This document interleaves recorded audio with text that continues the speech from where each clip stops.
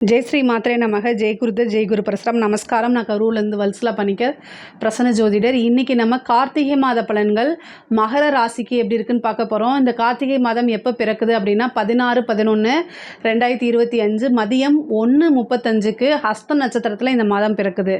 இந்த மாதம் ஹஸ்த நட்சத்திரத்தில் பிறக்கிறதுனால திருவோண நட்சத்திரக்காரங்கள் மகர ராசியில் இருக்கக்கூடிய திருவோண நட்சத்திரக்காரர்கள் பரிகாரம் பண்ணிக்கணும்.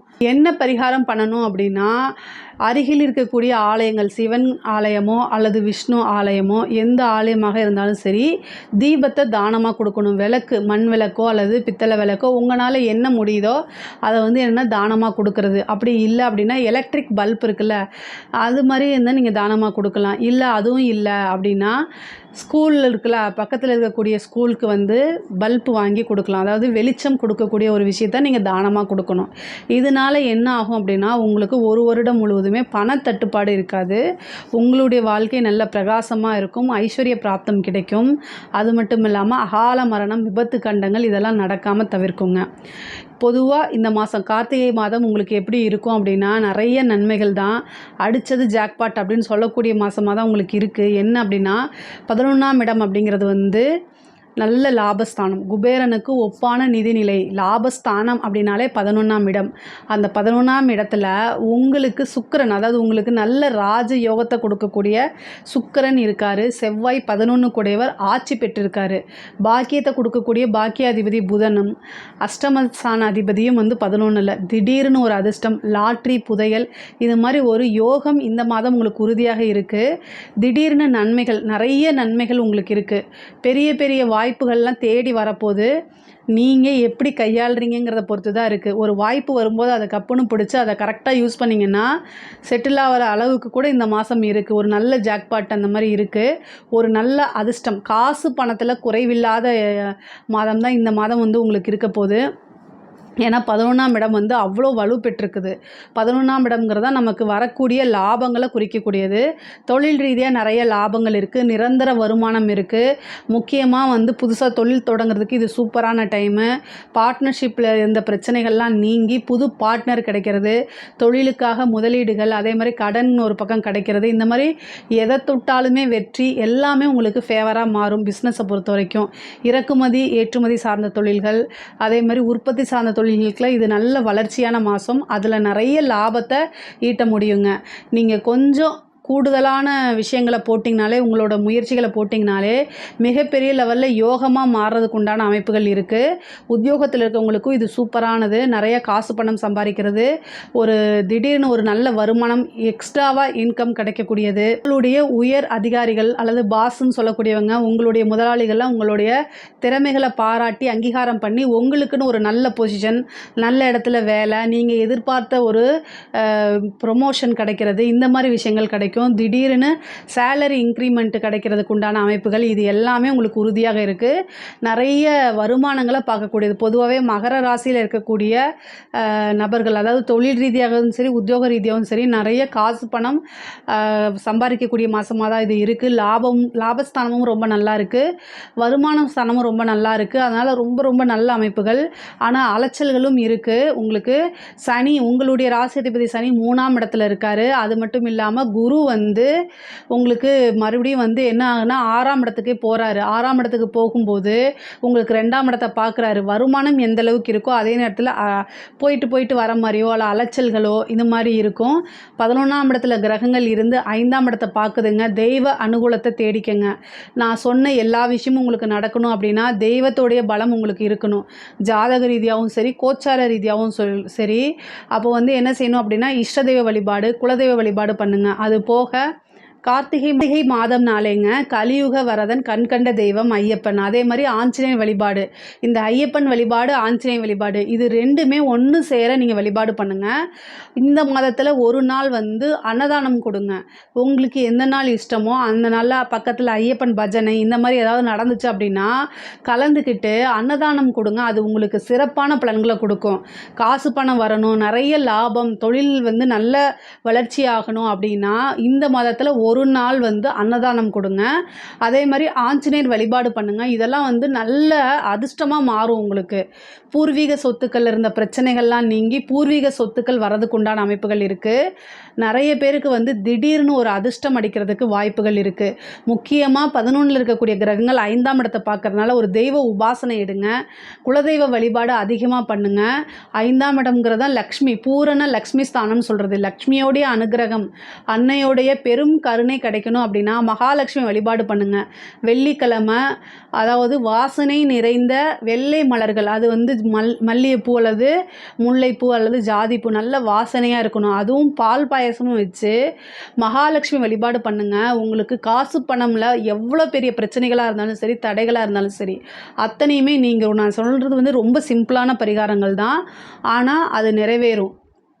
அதே மாதிரியே புதுசாக செய்யக்கூடிய, அதாவது நிறைய ஒரு விஷயத்தை செய்வீங்க, அது அப்படியே வந்து உங்களுக்கு வெற்றியாக மாறும். அந்த மாதிரி அமைப்புகள்லாம் இருக்குது. நிறைய வாய்ப்புகளை தேடி வரப்போகுது உங்களுக்கு. அந்த வாய்ப்புகளை கரெக்டாக பிடிச்சிட்டிங்க அப்படின்னாலே மிகப்பெரிய லெவலில் மாற்றமும் முன்னேற்றமும் உறுதியாக உண்டுங்க. பெண்களை பொறுத்த வரைக்கும் ஆடை ஆபரண சேர்க்கை இருக்குது. புது ட்ரெஸ் வாங்குறது, புது நகைகள் வாங்குறது, உங்களோட விருப்பம் போல் செயல்படுறது, இந்த மாதிரி அமைப்புகள்லாம் இருக்குது. நிறைய பேருக்கு ஒரு ஜாக்பாட்னு தான் சொல்லலாம். இவ்வளோ நாளாக உங்களுக்கு வர வேண்டிய விஷயங்கள்லாம் வராமல் இருந்துச்சுன்னா இப்போலாம் இந்த மாதத்தில் வந்து உங்களுக்கு நீங்கள் எதிர்பார்த்துட்டு இருந்த ஒரு விஷயம் கிடைக்கும். அதே மாதிரி எதிர்பார்த்துட்டு இருந்த ஒரு விஷயம் நடக்க போகுது.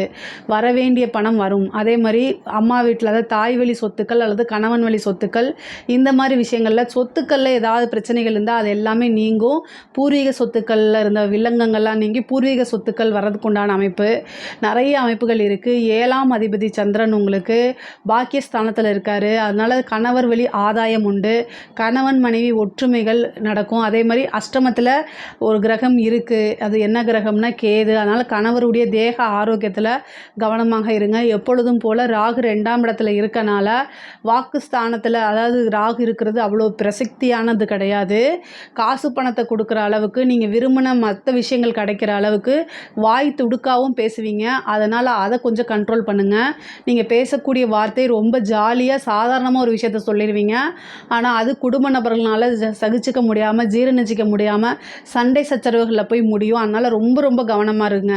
நீங்கள் யதார்த்தமாக பேசும்போது அவங்களும் அதை யதார்த்தமாக எடுத்துக்கிட்டால் பிரச்சனையே கிடையாது. ஆனால் அவங்க அப்படி எடுத்துக்க மாட்டாங்க. அதனால் நீங்கள் குடும்பத்தில் இருக்கக்கூடியவங்கள, ஃப்ரெண்ட்ஸுக்கிட்டேயோ வேறு யார்கிட்டயே இருந்தாலும் சரி, பேசும்போது அமைதியாக பேசுங்க, நிதானமாக பேசுங்க. பேசின அந்த விஷயங்கள் தவறுன்னு பட்ட அடுத்த செகண்ட் ஐயோ சாரிங்க தெரியாமல் பேசுகிறேன் மேனேஜ் பண்ணிடுங்க. அது ரொம்ப நல்லது. இயற்கையாகவே மகர ராசிக்கு நல்ல மேனேஜ்மெண்ட்டு, அதாவது தொழிலையும் சரி, உத்தியோகத்துலேயும் சரி, வீட்லேயும் சரி, நல்ல மேனேஜ்மெண்ட் அப்படிங்கிறது வரும். சமாளிக்கக்கூடிய திறமை 12 ராசிகளில் மகர ராசிக்கு தான் அதிகமாக இருக்குது. எந்த பிரச்சனையும் சமாளிக்கக்கூடிய சக்தி உங்களுக்கு இருக்குது. ஸோ அதனால் எல்லா விஷயங்களையும் சமாளிக்க பழகிக்கங்க.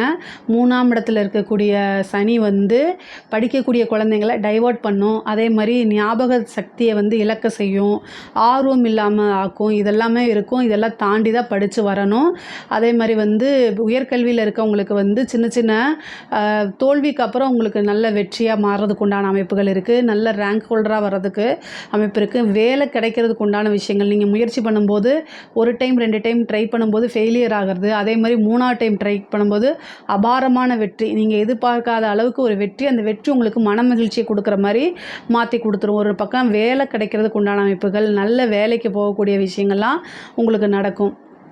அதே மாதிரி அரசாங்க உத்தியோகத்தில் இருக்கவங்களாம் ரொம்ப சூப்பரான டைமு. 11ல் இருக்கனால ஜாக்பாட்டு தான். நிறைய காசு பணம் போகும்போது எம்டி பாக்கெட்டாக, வரும்போது பாக்கெட் ஃபுல்லாக அப்படின்னு ஒரு பழமொழி இருக்குல்ல, அந்த மாதிரி காசு பணத்தை அள்ளக்கூடிய நேரங்கள், காலங்கள் இது எல்லாமே இப்போ வருது. உங்களுக்கு கரெக்டாக யூஸ் பண்ணிக்கோங்க.